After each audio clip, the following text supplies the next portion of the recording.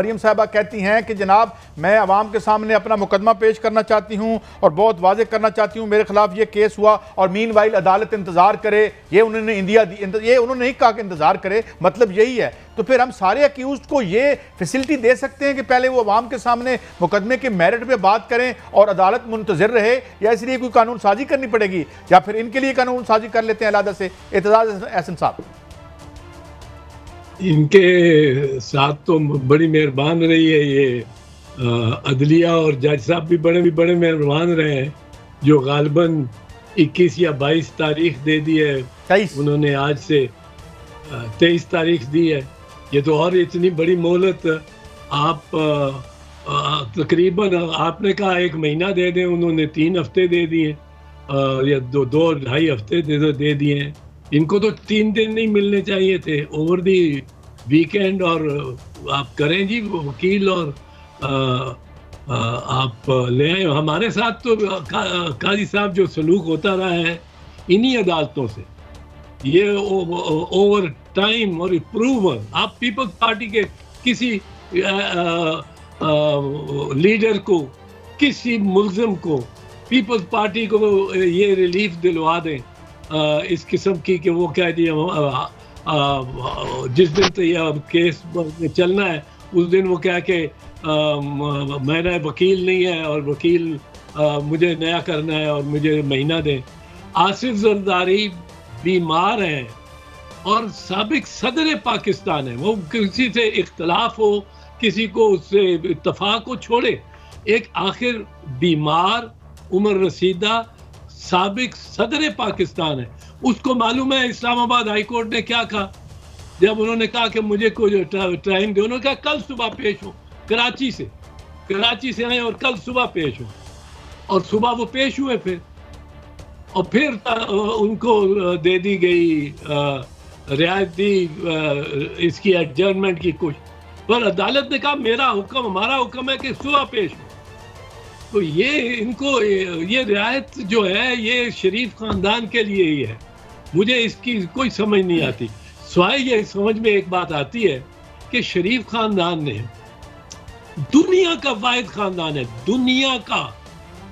قاضی صاحب ساری دنیا میں ایسی مثال نہیں ملے گی آپ کو کہ ایک خاندان نے ماسوائے ملکہ برطانیہ جس کے نام پہ اپوائنٹمنٹس ہوتی ہیں اس کو کرتی نہیں ہے وہ اپوائنٹمنٹ, پر کوئی ایک خاندان آپ کو سیاسی یا حکومتی کوئی ایک ملا ہوگا جس نے اپنے خود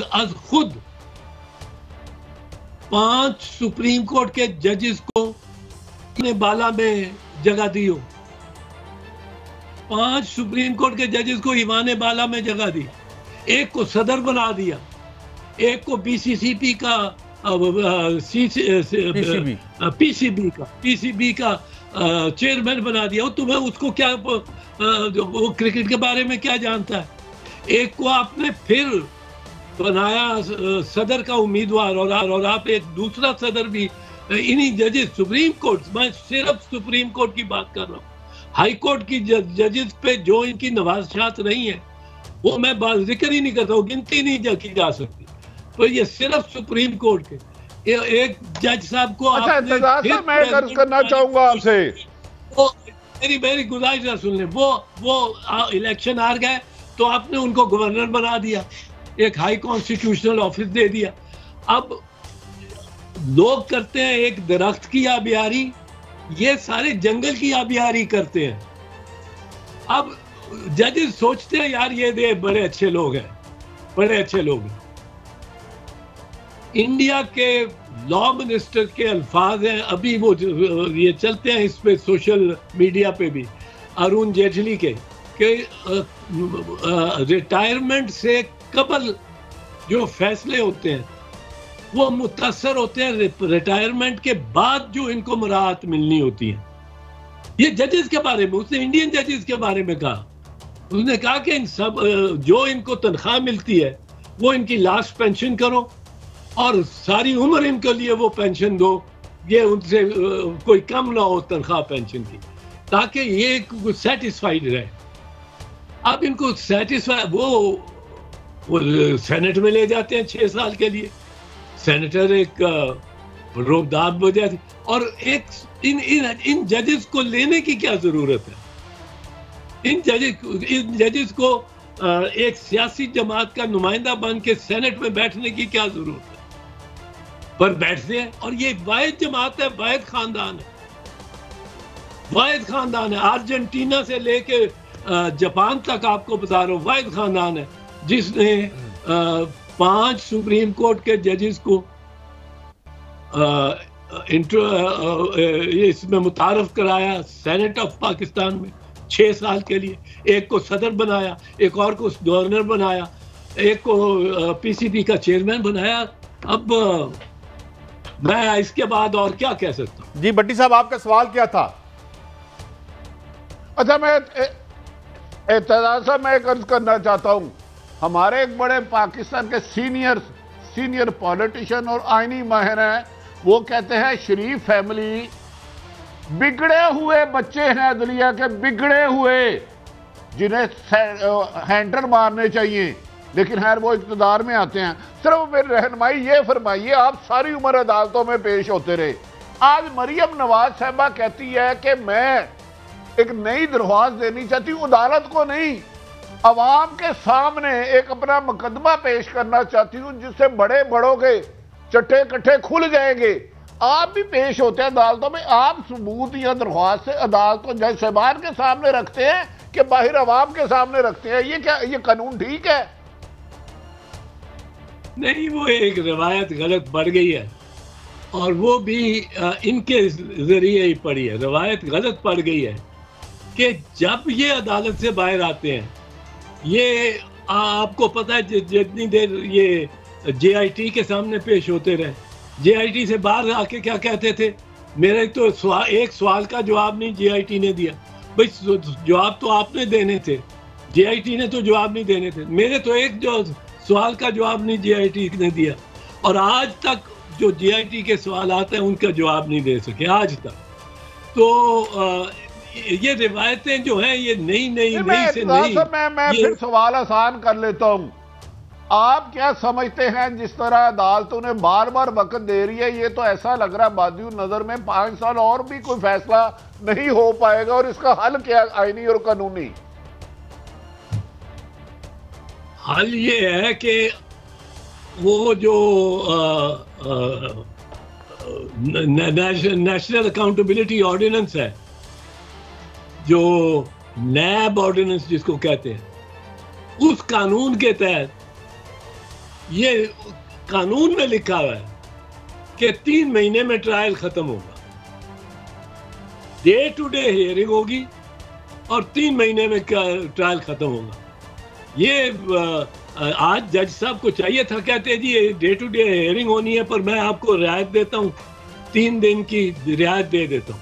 آپ منڈے سے ڈے ٹو ڈے ہیئرنگ کے لیے تیار ہو کے آئیں, وکیل بھی کر لیں, سب کچھ کر لیں, دی پروسیڈ یہ اپیل ہم سنیں گے اور ڈے ٹو ڈے سنیں گے.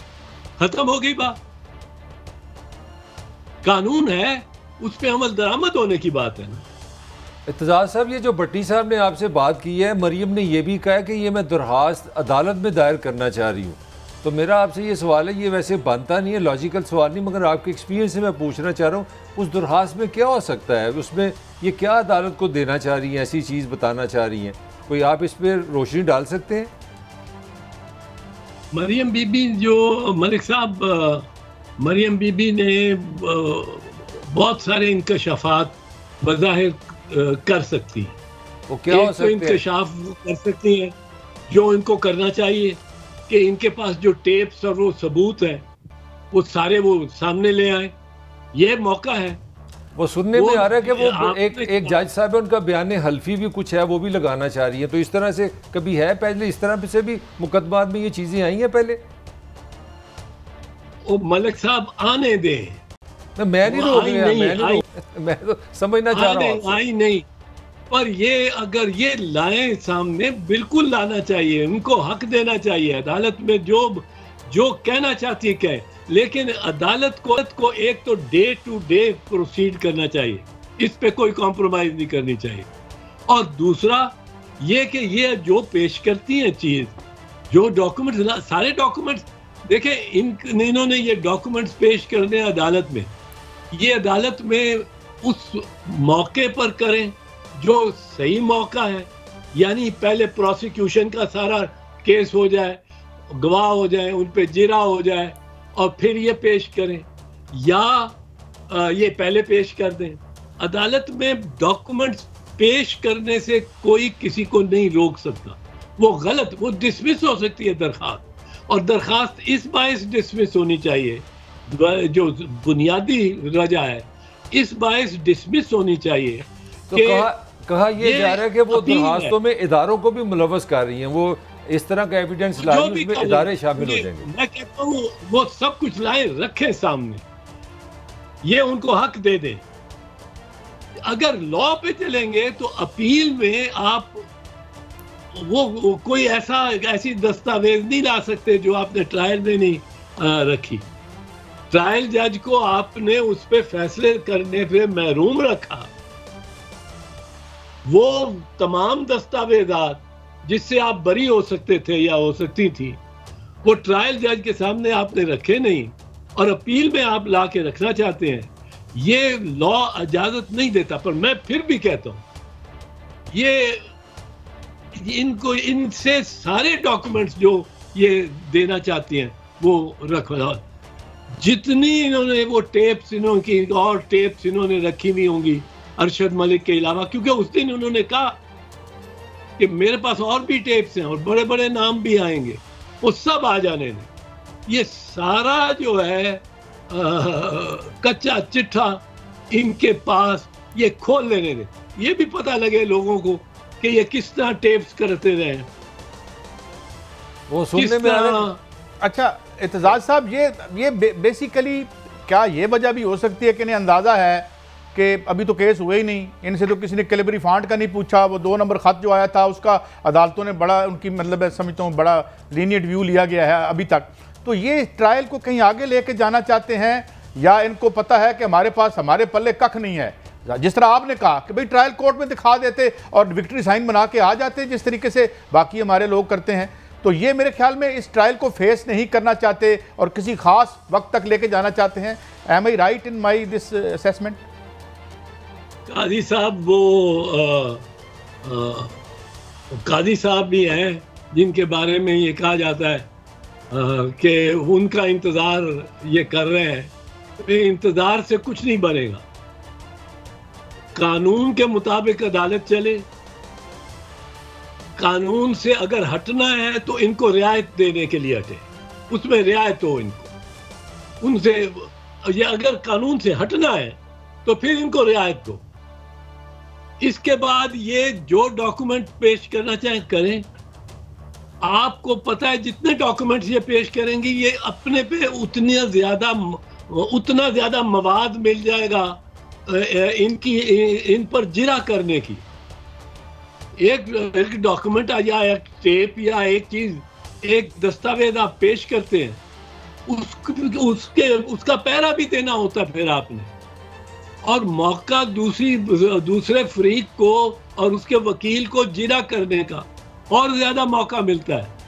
میں تو سمجھتا ہوں کہ کوئی وکیل، میں تو اس کو کمزور ہی سمجھوں گا کہ جو یہ کہہ رہا ہو کہ کیس پروسیکیوشن کے کیس سے پہلے ہی ہم اپنا سارا ڈیفینس سامنے رکھ دیں اور سارے دستاویز رکھ دیں۔ تو یہ جو وکیل، اگر یہ جو وکیل بدل رہی ہیں، آپ کیا سمجھتی ہیں یہ عدم اعتماد ہے کہ اس کی کیا وجہ؟ اب ان کو لگا کہ ان کی ہیلتھ خراب ہو گئی ہے؟ نہیں، وکیل پہ عدم اعتماد نہیں ہے، یہ تو بنیادی طور پہ تاخیری حربہ ہے۔ وکیل وہ بڑا اچھا ہے، وکیل وہ بڑا اچھا ہے۔ یہ ان کو یقین ہے کہ ان کو جو کچھ انہوں نے کیا ہے، جو ایویڈنس ہے، انہیں یقین ہے کہ انہیں کوئی ریلیف ملنے والا نہیں ہے، لہذا لٹکائے چلے جاؤ، یا کیا یہ بھی ہو سکتا ہے آن دی پارٹ دیئر پارٹ؟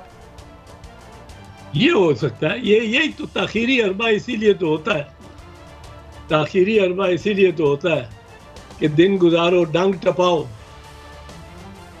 ٹپاؤ والی بات ہے پرابلم ان کی یہ ہے. اعتزاز صاحب یہ رہنمائی فرمائیں. دیکھیں وکیل جب کیس میں کچھ نہ ہو تو وہ کہتے ہیں تھوڑا سا اسے لنگر آن کیا جائے، لیکن کیا جج صاحبان اگر چاہیں تو وہ یہ کہہ سکتے ہیں کہ جی ہاں آپ کو بہت زیادہ ٹائم دے دیے، اب ڈے ٹو ڈے ہیئرنگ کرنی ہے، ہم نے اس کا فیصلہ کرنا ہے؟ یہ تو جج صاحب کے پاس اختیار ہے. آپ کیا سمجھتے ہیں؟ بالکل اختیار ہے، بالکل اختیار ہے. میں تو سمجھتا ہوں کہ یہ بڑی رعایت دی ہے جج صاحبان نے، بالکل رعایت دی ہے. اور میں یہ بھی کہتا ہوں کہ یہ رعایت ملتی شریف خاندان کو ہے. وہ جو آپ نے کہا کہ کسی سیاستدان نے کہا کہ یہ بڑے بگڑے ہوئے بچے ہیں، وہ سیاستدان میں ہی ہوں. اور میں یہ بار بار کہتا ہوں، ایم کیو ایم کو کہتا رہا ہوں کراچی کے لاڈلے، ان کو کہتا ہوں کہ سسٹم کے بگڑے ہوئے بچے. اور اس سسٹم میں تمام ادارے آتے، ہر ادارے نے ان کو اچھا اعتزاز صاحب نہایت ادب سے آپ نے خود فرما دیا، میں تو احتراماً نام نہیں تھا لے رہا اعتزاز احسن صاحب کا، یہ بگڑے ہوئے بچے کچھ اداروں کو بھی بگاڑنا چاہتے ہیں. کیا ان بگڑے ہوئے بچوں کے لیے کوئی ایسا قانون نہیں ہے جو انہیں سدھار سکے، یا یہ ادارے بگاڑتے رہے؟ مزید انہیں کتنا ٹائم دینا ہے ہمارے اداروں نے؟ دیکھیں، آپ یہ دیکھیں کہ میرے لیے اگر میں نے ضمانت لینی، اور میرے ساتھ ہوا ہے، کئی دفعہ ہوا ہے، عدالتوں نے ہماری 6 مہینے ضمانت کی درخواست انٹرٹین نہیں کی. اور کب انٹرٹین نہیں کی کہ میں منسٹر بھی رہ چکا تھا، میں بار کاؤنسل کا بھی ممبر تھا، انٹرٹین نہیں کی 6 مہینے. اور ان کے برخوردار اپنے گھر کے تہہ خانے میں چھپے ہوتے ہیں، وارنٹ نکلے ہوئے ہوتے ہیں. عدالت کہتی ہے ان کو بالکل نہ چھیڑو، ان کو نہیں گرفتار کر سکتے، ہم یہاں سے ضمانت دے رہے ہیں. Bail before arrest without the accused appearing. ان کو جو انہوں نے دیکھیں، انہوں نے جو ملک قیوم کے ساتھ کیا، جو انہوں نے چیف جسٹس راشد عزیز کے ساتھ کیا، ان کو فون کیے، ان سے فیصلے لیے، زبردستی فیصلے لیے، وہ فارغ ہو گئے جج صاحبان. ان کو اور انہی ٹیپس پہ ان کے خلاف کسی نے کوئی ایکشن نہیں لیا. اچھا اعتزاز صاحب، ایک بڑا اہم سوال، اس وقت جب آپ وزیر داخلہ تھے تو جتنا ریاستی جبر پیپلز پارٹی نے برداشت کیا، جو اس میں ذوالفقار علی بھٹو کا جوڈیشل مرڈر ہو، محترم بے نظیر بھٹو کی اسیسینیشن ہو، یا ایون مرتضیٰ بھٹو کی شہادت ہو، اس کے باوجود اٹیک آیا آپ پہ، جی آپ نے سکھوں کو یہ بھیج دیا. حالانکہ دیکھیں کہ ان کے جو لے پالک تھے، انہوں نے جا کے اس کو بلا لیا جو پاکستان کو سر عام گالیاں دیتا تھا، افغانستان کا ڈپلومیٹ. یعنی جو ان کے قریبی تھے انہوں نے وشیسلی انہی پر اٹیک کیا جو ان کی جنم بھومی تھی. یہ تاریخ کا کیا سبق ہے؟ تاریخ کا میں تو اس سے بہت سبق سیکھا ہوا ہوں، اور وہ یہی ہے کہ ان کی بات جو ہے وہ معتبر ہوتی ہے، اور ہمیں سمجھا جاتا ہے کہ ہم مطلب ہے کہ دروغ گوئی سے کام کرتے ہیں. اب وہ یہ سکھوں کی لسٹوں کا جو سارا معاملہ بنایا، میں نے 10 دفعہ پارلیمنٹ میں کھڑے ہو کے کہا، میں نے کہا اس وقت تک 4 نئے آرمی چیفز آ چکے ہیں، 6 DGISIs آ چکے ہیں. پھر موقع ملا تو میں نے کہا اس وقت تک 8 نئے ڈفرنٹ آرمی چیفز آ چکے ہیں اس الزام جب لگایا گیا تھا، اور 12 DGISIs آ چکے ہیں. کوئی بھی کسی نے مجھے ٹرائی کیوں نہیں کیا؟ مجھے ٹرائی کرتے. ایسے الزام پہ تو آپ گولی مارتے ہیں. ابھی پرسوں یا 3 دن 4 دن مجھے تو کسی نے بتایا تو میں نے پھر سنا، اشرف جاوید قاضی صاحب جو کہ DGISI رہ چکے، انہوں نے کہا اس الزام میں یہ سب جھوٹا ہے. بریگیڈیئر امتیاز اس پہ کہہ چکے ہیں ٹیلی ویژن پہ کہ یہ سب جھوٹا الزام ہے. میرے پاس وہ سارے کٹنگز وغیرہ ہیں.